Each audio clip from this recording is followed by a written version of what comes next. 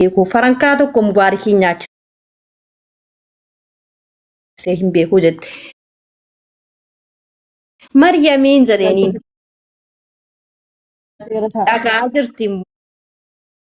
dhagaa jirti ani eenyuu fudhugaan dubbadhaan. Maryamiin jedhaniin eega mubaarikitti birrii keen kennine seenaa wayillee kaase.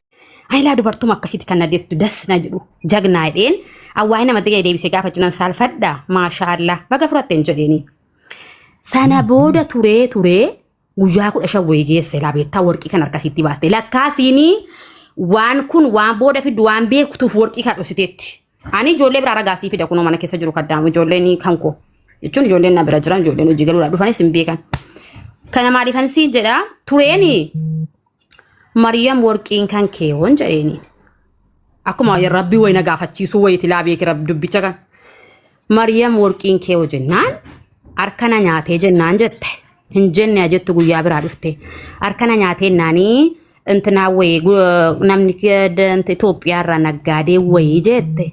Dhufnaan inni maayikootti naageessi jedheetti kennadhe maa hosi jalaa gattee gidduun immoo yoo si jalaa gurgurte warqiin kun ijoo waan akka birii 500 bituu wayitii warqii wallaggaa dheedhiidha. Yoo namni kun si jalaa gurguree wallaahi akkuma kan rabbii shaadanaa dhufu. Afaan keessan hin baay'ina. Yoo kana maaliifitti kennite wallaahi rabbi shaadanaa dhufu. Jechi kana keessa tokko soba tokkoon jedhe rabba duniyaa karaa rabbinaa fuudha. Isa dhugaa. Maaliif warqii kana ergite Itoophiyaatti? Yoo warqiin kun si jalaa bade lakki nama ganda keenyaa naggaadee biyya galtuudha.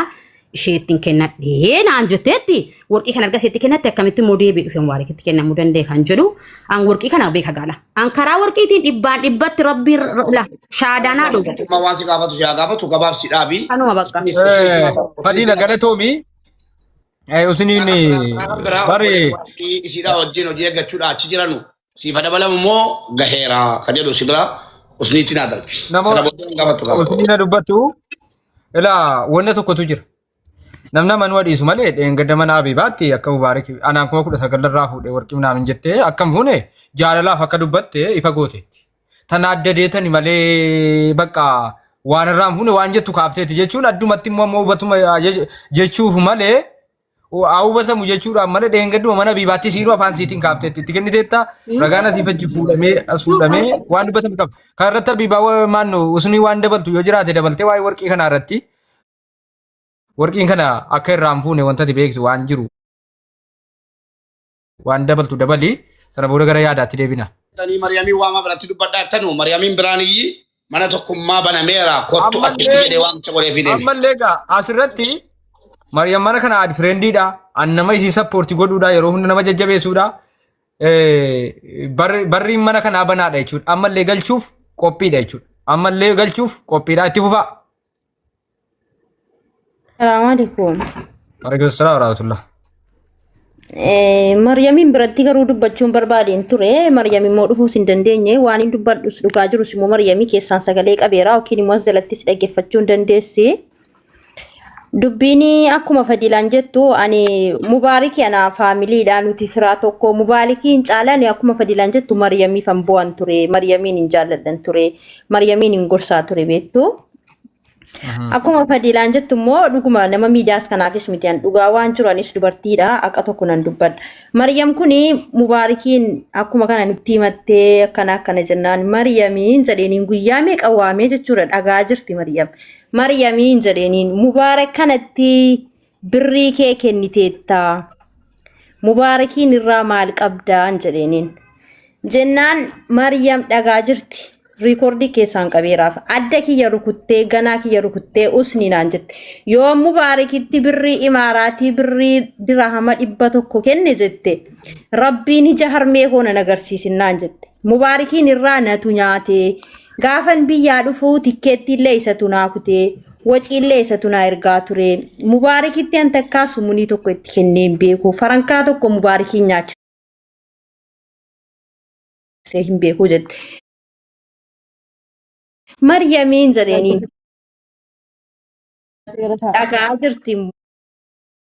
dhagaa jirti ani eenyuu fudhugaan dubbadhaan Maryamiin jedheniin eega Mubaarikitti birrii keen kennine seenaa wayillee kaasetti mee namni birrii walitti kennee mana walii wajjin ijaaree qabeenya guddaa wajjin horatee ka'e wal dhiisa. Eeganaan ta'u jettee akkas jettee dhiisii dalagaa kee dalagadhu hin kennine yeroo hunda kanan gaafadhee ati jagnaadha ati goboziidha eega birrii kee farankaa tokko mubaarakitti hin kennine wanti si boochisu wanti si gaddisu tokko hin jiru wanti inni si miidhe si godhe hin jiru dhiisi. Hin kennine jettee yeroo hunda naa kakatti nama baay'ee keessatti kakatti jechuudha. Tokko jedhi isa kana nama na dhibbarraa dhibbatti waa'ee birrii mubaarakitti kenneeraa dheengadda liivii irratti nafaansirraa dhaga'e malee takkaa Maryama gajjii afur nu bira teessee faamiliidha birrii tokko mubaarakitti kenneen beeku itti kakatti. Achirraan immoo deebisee waa'ee warqii immoo akkuma Fadiilaan jettu gaafa dalagaa deemuuf jettu mubaarakitti warqii kana kennatteetti. Itti kennattee deebistee dhattee warqii kana furattee dhuftee warqii koo furatte. Waan dubbatame soobanarra keessanii jaalalli immoo nama miidha sirriidha.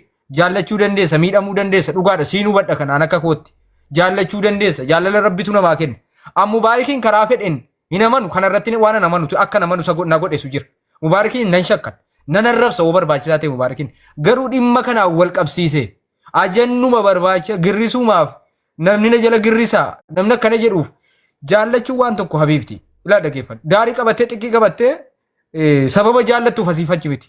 Utuun jaallanne fakkeenyaaf waadanuun dubbadhu garuu of eeggataan dubbadha. Garuuti wanna hubachuu qabdu eenyudha jechuudha. Inni dabalataa mana Fadiilaa turte Fadiilaan nama uummata kana bu'aa buusaa yeroo itti rakkatte Dubaay keessatti nama achii fidi asii fidi jedhee isiidhuma kanayyuu rakkina kan bira dhaabbatte gaafa mana Abiibaatti dhaggeeffadhaa. Waan isin Fadiilaan maal akkamitti mana keessa biiroo keessa teessa jennaan itti himtee turte jechuudha. Fadiilaan nama qoosaa miti.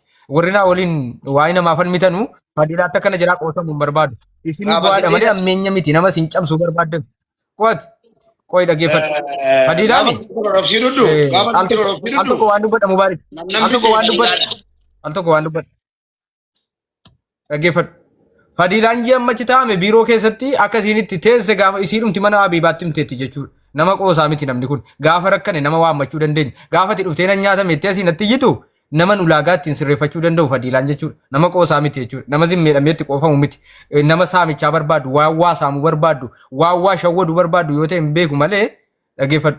Namaan ilma bar Fadiilaa nama yatiima ijaa gurra hin beekne bar biyyarraa fidachuuf anatti waa hunda cufaa fidadhu jedhee naan taa'aa jiru jechuudha Fadiilaan. Yatiiman hin beekne dallaalli birrii nyaatee fuudhee biyya galchee biyyarraa yatiima biyya siin beektu Fadiila akkas jennaan anatu baasii kiyyaan fida hojjettee naaf kaffaltu rakkoo hin jirtu jettee nama piroosesii irra jirtu jechuudha. Fadiilaan na jalaa tuqqamuu hin barbaadu jechuu barbaadeeti. Maaliifi ana waan naa kaffaltu tokko hin qabdu. Waan naa kaffaltu tokko hin qabdu. Kanaaf akkasii nama isin fayyadu hin beektan jechuu barbaadeeti. Biiroo ajaa'ibaa qabdi. Nama fayyadamtan hin beektan. Fadiilaan nama qoosaa miti jechuudha barbaadeetanii asirraallee nama iyyitu miti jechuu barbaadeeti. Kun kanuma Maryamaaf hawwaadhaama. Karri mana kanaa banaadha. Karri mana kanaa banaadha. Karri mana kanaa ammallee banaadha. Karri mana kanaa mucaa tokkoon biloo kan jennaani siyyaade harmi nama jedhu naa bilookii moodiitarri bilookii eenyuun mana kanaa banaadha ammallee karri mana kanaa banaadha rakkoo qabdaa anaan nagaadhaan sin xiqqeessine kottuutii akkasii dhiimadha garuu mubaarak irraa warqii hin qabdu. Hin qabdu utuu dhugaa qabaatte dhugaa si gaafannee ragaa si gaafannee dhabne maqaa balleessuu dandeessaa arrabsuu dandeessa namni si kakaasuu danda'a si tuttuquu danda'a maa sobdama maa karaa keessoo si gaafannaan anaan maal jette maa si galee bakka hoo jaallatti mubaarakiin nan jaalladheeri bakka itti heerumtee sin barbaadu jedhee jalaa fi bakka heerumi nama biraatti bakka nayi keedhiiti heerumi yookaan ayidii kiyya naa hojjechiiseeri bakka ajendaan barbaadiitiin mijettee nama kana mubaarakitti namni hin duula waan isaa hin mi'aa jettee ajendaan tuuliin bakka waan irraa hin qabne irraa qaban jedhin mubaarak irraa nama meeqa birrii qaba inni sun ragaa waliin nana manan garuu dhimma kee kana zimmeettee namuun taarrabsu mubaarak taarrafamu wanti biraatu isin barbaadan jira warri immoo jalatti na arrabsaartan warratti waan jiran baganate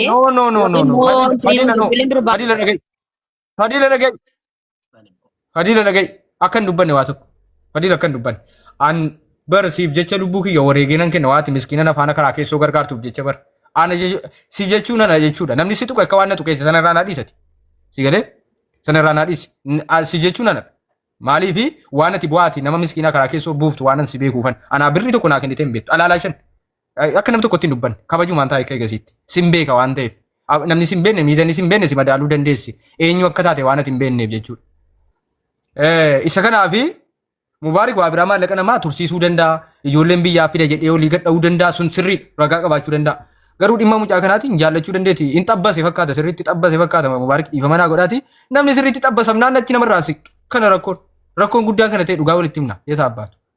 Sini galee wanti asii faceenyu taa'amu hin jiru jechuudha. Wallaahi billaahi. Xibsii qajeelaa namni asii jennaan bakka ajennuma godhachuu. Ana miti an bar afaan Oromoon dubbadhaa biibaa bira irratti bar